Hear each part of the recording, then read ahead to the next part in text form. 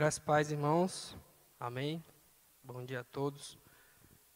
Como o irmão Humberto disse, nós vamos dar sequência à nossa série de devocionais em Gênesis. Hoje, então, o texto é em Gênesis, capítulo 35, do versículo 16 ao 20. Diz assim: Eles partiram de Betel, e quando ainda estavam a certa distância de Efrata, Raquel começou a dar à luz com grande dificuldade. Enquanto padecia muito, tentando dar à luz, a parteira lhe disse: Não tenha medo, pois você ainda terá outro menino. Já ao ponto de sair-lhe a vida, quando estava morrendo, deu ao filho o nome de Benoni, mas o pai deu-lhe o nome de Benjamim. Assim morreu Raquel, e foi sepultada junto do caminho de Efrata, que é Belém. Sobre a sua sepultura, Jacó levantou uma coluna, e até o dia de hoje, aquela coluna marca o túmulo de Raquel. Vamos orar mais uma vez? Senhor nosso Deus e Pai, obrigado, Senhor, por esse dia, por essa manhã. Que o Senhor fale aos nossos corações, ó Deus, através do Teu Espírito. O Senhor nos dê discernimento, Deus. O Senhor me use aqui como unicamente um instrumento do Senhor, ó Pai. Assim nós oramos, em nome de Jesus. Amém. Bom, o texto então relata a morte de Raquel e o nascimento de Benjamim. Fazendo um breve resumo sobre Raquel, ela aparece na Bíblia, na verdade, por meio de Jacó. Quando Jacó vai buscar uma esposa para si, conforme a orientação do seu pai, ele vai então até a casa do seu tio, Labão, que era da família de Abraão, né? E a orientação era que os casamentos acontecessem dentro da própria família, a fim de que não houvesse mistura com o povo de Deus, com o povo que Deus estava começando a criar. E então Jacó encontra, a primeira pessoa que ele encontra é justamente Raquel. E pelo relato bíblico, ele se apaixona ali à primeira vista por Raquel. E ele se propõe, ele mesmo propõe ao sogro trabalhar por 7 anos para o sogro para poder se casar com ela. E a Bíblia diz que, em Gênesis 29, 20, que esses 7 anos lhe pareceram poucos dias, pelo tanto que a amava. E o que aconteceu é que depois desses 7 anos, o sogro engana Jacó. Ele dá em casamento a filha mais velha, que era Lia, seguindo ali, né, uma tradição daquele tempo que você não dava a filha mais nova em casamento antes da mais velha. Mas, na verdade, quando a gente também lê o texto, a gente vê que o sogro foi um pouco, né, astuto, porque ele queria entregar logo as 2 filhas e se aproveitar de Jacó. Então, Jacó trabalha por mais 7 anos para o sogro, para só então conseguir se casar com Rebeca, com Raquel. E então, ao todo, ele trabalhou 14 anos para conseguir se casar com Raquel, que era com quem a esposa que realmente ele amava. A Bíblia diz que a Raquel era a esposa preferida de Jacó, e isso não mudou depois do casamento. Então, Gênesis 29, 30. Jacó deitou-se também com Raquel, que era a sua preferida. Então, por certo, essa é uma das grandes histórias de amor da Bíblia, logo no começo. Outro ponto marcante da vida de Raquel foi o período de infertilidade dela. E isso a Bíblia relata também como que ela sofreu com isso e como isso perturbou a sua alma, criou ali uma intriga, uma inimizade com Lia, sua irmã. E ela chegou a dar a sua serva como esposa a Jacó, para que pudesse então ter, de uma certa forma, filhos indiretos, né, a partir dos filhos da sua serva, como Sara já havia feito com Abraão também, quando ofereceu Agar, que era sua serva, para Abraão. Então Deus, a Bíblia diz que Deus se lembra de Raquel, torna ela fértil e ela dá à luz ao primeiro filho, que é José. Né, e nesse momento ela até exclama: Deus tirou de mim a minha humilhação. Então isso era realmente algo que perturbou muito a vida de Raquel naquele período. E aí, por fim, vem então a morte de Raquel, conforme esse texto relata, no momento que ela está dando à luz ao segundo filho. né, a Benjamim. E, segundo o texto, foi mediante grande sofrimento que ela concebeu Benjamim. Foi tanto sofrimento que, inicialmente, ela o batizou como Benoni, que significa filho do meu sofrimento. Ou seja, ela queria que o filho fosse lembrado para sempre por aquele momento de tamanha dor, de tamanho sofrimento que ela passou. Jacó, porém, muda o nome de Benoni para Benjamim, que significa, então, filho da mão direita. Benjamim foi, então, o filho mais novo de Jacó, e por quem Jacó tinha um apreço muito grande. Ele formou a tribo de Benjamim, uma das 12 tribos de Israel, e dessa tribo veio Saul, que foi o primeiro rei de Israel, e lá na frente depois o próprio apóstolo Paulo. Então esse aqui é o contexto histórico, né? O contexto dos fatos aqui em relação a esse texto. E a grande aplicação que a gente pode tirar é sobre o sofrimento. Tanto o sofrimento de Raquel, no momento do parto, como o sofrimento depois de Jacó, que ficou viúvo, né? Passou por um momento de luto e teve que lidar com tudo isso. E começando então pelo sofrimento de Raquel, a gente vê ali que ela faleceu no parto, sofreu, quis colocar o nome do filho de Benoni em referência ao sofrimento do parto, né? E fazendo um paralelo com nossos dias atuais, né? Quantas facilidades que nós temos hoje. Quantos recursos que nós temos hoje, né?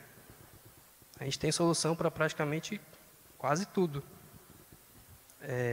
Eu fui dar uma vacina na nossa filha mais nova, Carol. E aí você agenda pelo... Obrigado, você.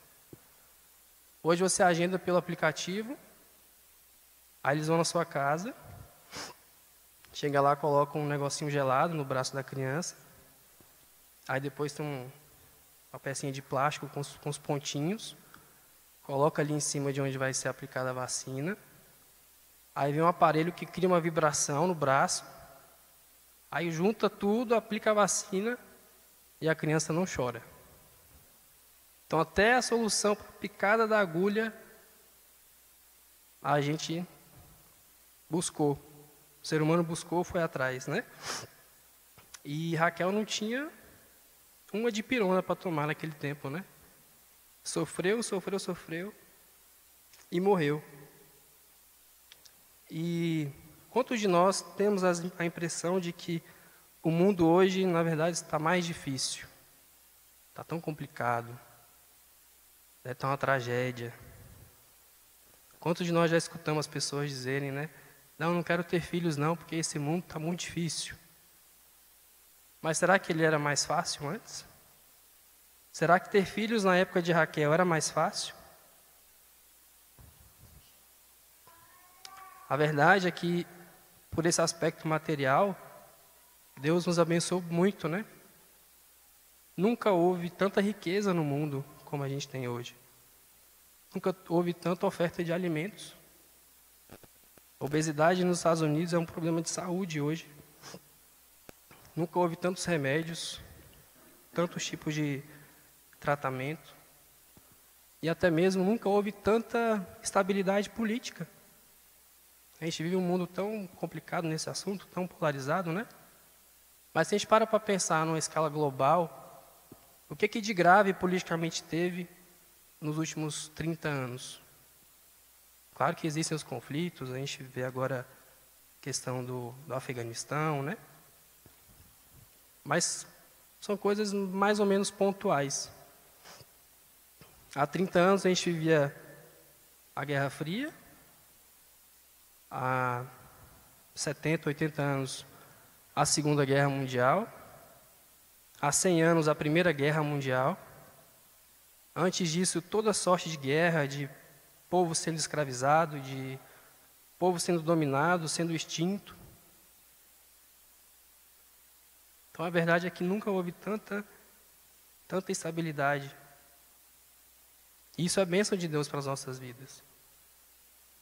Então o mundo, talvez ele tenha melhorado nesse aspecto. Mas com certeza o que não melhorou foi a nossa insatisfação com as coisas. Foi o nosso descontentamento com tudo. Nós somos sempre pessoas insaciáveis. A gente pode chegar ao ponto de resolver todos os problemas humanos, achar a cura do câncer, resolver os problemas de desigualdade, da falta de recurso. E mesmo assim, eu tenho certeza que o noticiário vai trazer alguma notícia trágica. Nós vamos inventar um problema para debater sobre ele na internet e brigar sobre ele e dizer que as coisas estão difíceis, que está tudo muito complexo. Na verdade, nós temos tantas opções hoje que no tempo de Raquel não tinha, que nós estamos frustrados por não conseguir aproveitar tudo. Não é verdade? Então é essa impressão é isso que nos dá a impressão de que as coisas estão ruins. É isso que nos dá a impressão de que não tem mais tempo para nada. É justamente pela grande oferta de facilidades que nós temos. E essa grande oferta de facilidades também tem gerado um outro problema, que é a idolatria. O mundo não está mais difícil, ele está mais fácil. E temos colocado essas facilidades como objeto de adoração no nosso coração. E aí a gente começa a deixar de lado o quê? Coisas preciosas para Deus, como ter filhos. Raquel, como falei, não tinha uma dipirona para tomar naquele momento. Mas tudo o que ela mais queria era dar filhos ao seu marido, era ter filhos, né? Ela chegou a oferecer a sua serva para o seu marido para conseguir ter algum tipo de filho indireto. Então devemos cuidar disso, irmãos. Devemos ser gratos a Deus por tantas coisas que Ele nos deu, tantos recursos, tanta possibilidade para aliviar nossa dor, nosso desconforto. Reconhecer que lá atrás as coisas eram muito mais complicadas nesse aspecto. E tomar cuidado com o lugar que isso está tomando nos nossos corações. Tomar cuidado com o valor que a gente tem dado a essas coisas. A verdadeira ameaça não está no mundo externo. A verdadeira ameaça talvez esteja dentro de nós, nosso pecado.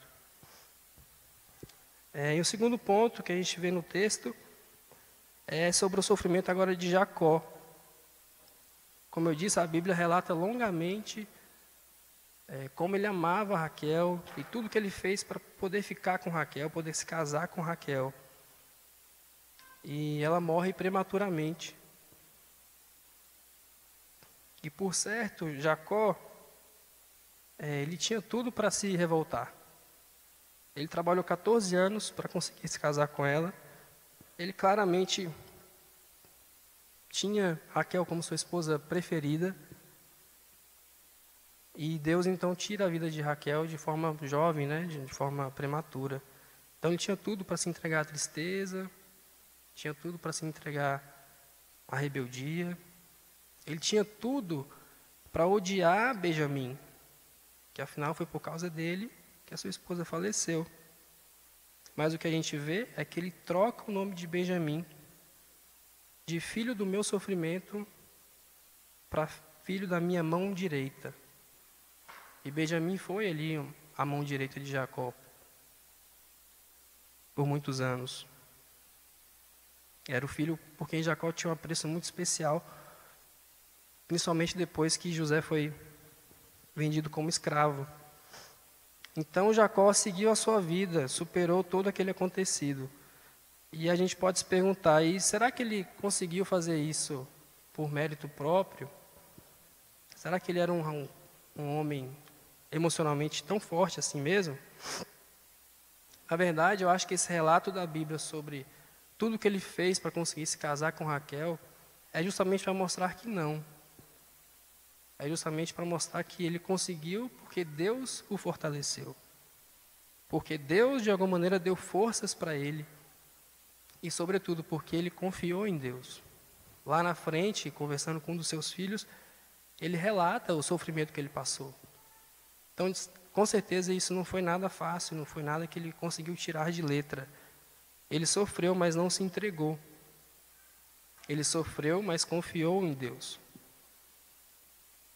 E, irmãos, é só mediante a fé que a gente consegue receber essa força sobrenatural divina. A fé é que muda a nossa percepção da realidade. Paulo diz isso quando, lá em 2 Coríntios 6:10, diz assim o versículo: entristecidos, mas sempre alegres, pobres, mas enriquecendo a muitos, nada tendo, mas possuindo tudo. Ou seja, Paulo mostrando que, por um lado, ele tem um sentimento negativo, mas, por outro, ele nutre um sentimento positivo. Isso tudo é possível somente a partir da fé, a partir da confiança em Deus. Então, não é que com a fé a gente vai deixar de sentir a tristeza, ou com a fé a gente vai só ter alegrias. Não. Ficaremos entristecidos, mas sempre alegres. Pobres, mas enriquecendo a muitos, nada tendo, mas possuindo tudo. Então é isso que a fé faz, ela muda a nossa percepção, como mudou a percepção de Jacó em toda aquela situação. A gente vê, né, aquela passagem dos amigos que descem um paralítico dentro de uma casa que Jesus estava, e aquilo ali, para quem não tem fé, é algo que a pessoa olha e fala, mas o que está acontecendo ali? O que esse pessoal está fazendo? Mas eles tinham fé, eles sabiam o que estavam fazendo, porque a percepção da realidade deles foi alterada a partir disso. Se Jacó tivesse dúvidas acerca da soberania de Deus, como é que ele teria reagido? E a prática da fé, na verdade, irmãos, também não é algo natural. O natural é a gente se entregar às nossas tristezas, aos nossos sentimentos, ao desespero. Jó teve um momento ali em que ele murmurou bastante por tudo que estava acontecendo a ele. Isso é o natural. E depois Deus mostra como que havia um propósito muito maior que ele, o Senhor Deus, estava cuidando. Jesus repreende várias vezes os apóstolos pela falta de fé deles. Então a fé é algo que tem que ser buscado incessantemente por nós. A gente tem que colocar um esforço em cima disso, porque não vai vir naturalmente. A Bíblia diz que a fé vem pelo ouvir a palavra de Deus. Quantas vezes a gente já viu, ou já aconteceu conosco, de cairmos em desespero, em revolta, por causa de acontecimentos ruins e tristes que acontecem conosco. Então, viver pela fé deve ser um exercício contínuo. Devemos sempre ter em mente o que Paulo diz em Romanos 8:28, que Deus age em todas as coisas para o bem daqueles que o amam, dos que foram chamados de acordo com o seu propósito. Inclusive, devemos orar. Olha que coisa, né? Pedir para Deus para que Ele fortaleça a nossa fé nele mesmo, em Deus. Um exemplo claro disso é aquela passagem em Marcos, capítulo 9, de 21 a 24, em que ele diz, ali a história de um endemoniado, né? E o pai vai então ao socorro de Jesus pedindo para que Jesus tirasse o demônio do seu filho. E aí, vou ler aqui o texto. Aqui o pai dizendo: muitas vezes o demônio o tem lançado no fogo e na água para matá-lo. Mas se podes fazer alguma coisa, tem compaixão de nós e ajuda-nos. Se podes, disse Jesus, tudo é possível àquele que crê. Imediatamente o pai do menino exclamou: creio, ajuda-me a vencer a minha incredulidade. Então ele estava diante do próprio Deus. De alguma maneira ele sabia que Deus podia fazer, mas ele reconheceu ali a dificuldade em ter fé naquilo e pediu para Deus, para Jesus: ajuda-me a vencer a minha incredulidade. Então a gente deve se esforçar para fortalecer nossa fé, pedir a Deus todos os dias por isso. Um outro ponto desse sofrimento de Jacó é em relação à morte. A gente nunca pode esquecer que a morte não é um ponto final na história de ninguém, mesmo na história do descrente. Existe uma continuidade a partir daí.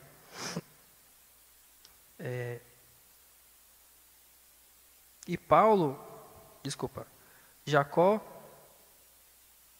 ele não tinha a revelação que nós temos hoje, porque hoje nós temos não a completa, mas toda uma dimensão sobre o que é a morte, o que acontece depois. Nessa época, Jacó não tinha essa revelação, pelo menos a Bíblia não traz isso, até aquele momento. Então veja que ele teve mais fé, porque ele tinha menos informação. Ele tinha menos conhecimento daquilo. Claro que ele tinha alguma indicação de que alguma coisa existiria, porque a própria existência de um Deus criador, um Deus todo-poderoso, aponta para isso. Mas ele tinha bem menos informação do que nós hoje. Então, novamente, devemos ter fé e confiar naquilo que, como a Bíblia diz, não vemos. E um último ponto que a gente traz desse texto é a soberania de Deus e o cumprimento dos seus propósitos. Se por um lado Raquel morreu prematuramente, por outro lado nascia um patriarca de Israel. Da tribo de Benjamim, como eu falei, veio Saul, que foi o primeiro rei de Israel, e lá na frente, apóstolo Paulo, que nos escreveu tantas cartas. Grande parte do Novo Testamento são escritos do apóstolo Paulo. Ele veio justamente da tribo de Benjamim. Então, no meio daquela tristeza, daquela dificuldade, tanto para Raquel como para Jacó, Deus estava cumprindo um grande propósito seu na sua história. E Deus fez isso várias vezes, e faz até hoje com a gente. Porque justamente não temos a compreensão divina das coisas, a compreensão espiritual das coisas. Foi assim com Jó, como já falei, e com o próprio Jesus. Jesus no Getsemane deixa isso muito claro para nós. Então, no primeiro momento, a gente pode não entender nada do que está acontecendo, a gente pode sofrer, como é normal, mas nunca podemos perder também de vista essa soberania de Deus e que às vezes algo ruim que está acontecendo, o que aconteceu, é para que um propósito maior venha acontecer futuramente lá na frente. Mais uma vez entra então o papel da nossa fé, de confiar no Senhor. A vontade dele é boa, perfeita e agradável. Então, em resumo, esse texto foram essas as reflexões que eu extraí em relação ao sofrimento físico de Raquel e as facilidades que nós temos hoje, e apesar disso, somos tão ingratos. Vemos as coisas sempre pelo lado ruim, estamos sempre descontentes, insatisfeitos.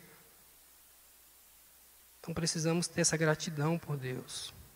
Precisamos ter esse reconhecimento das coisas que Deus tem feito por nós.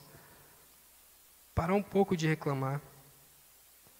O pecado, ele tira a nossa percepção correta da realidade. A gente começa a enxergar tudo muito embaçado, tudo muito distorcido. Não é verdade?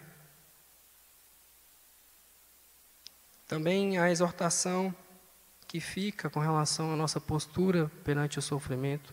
Precisamos buscar a Deus, orar, ler a palavra, porque é daí que vem a nossa fé. É daí que vem a nossa força para passar por os momentos difíceis.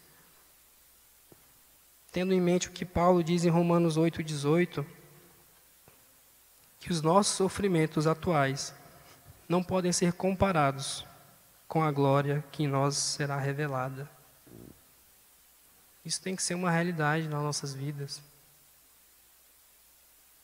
E por fim, também nunca nos esquecemos da soberania de Deus e como Ele tem o controle de todas as coisas, agindo de forma perfeita. Às vezes algo acontece, a gente não entende nada, mas lá na frente, quantas vezes já aconteceu com você? Lá na frente, quando você vê o desfecho, você fala assim, agora eu entendi. Entendi o que Deus fez. Então temos que ter essa paciência, essa calma. Nosso Deus é muito maior que nós, Ele sabe de muito mais coisas do que nós. Amém, irmãos? Vamos orar mais uma vez. Senhor nosso Deus, obrigado, Pai, por essa palavra, Senhor.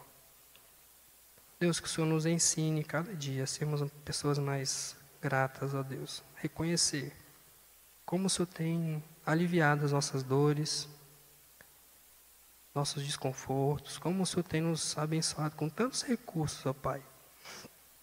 Que sejamos, Senhor, gratos por isso, ó Pai. Obrigado. Que o Senhor nos ajude também, ó Deus, a darmos valor às coisas que realmente importam para o Senhor. Que não coloquemos, ó Deus, nos nossos corações coisas efêmeras, coisas que vão virar pó, Pai. Fortalece, Senhor, a nossa fé. Ajuda-nos, ó Deus, nos momentos de tribulação. Não permita, Senhor, que percamos de vista a soberania do Senhor, tua capacidade, ó Pai, que ela é infinita. Obrigado, Senhor, por esse dia, assim que nós oramos. Em nome de Jesus. Amém.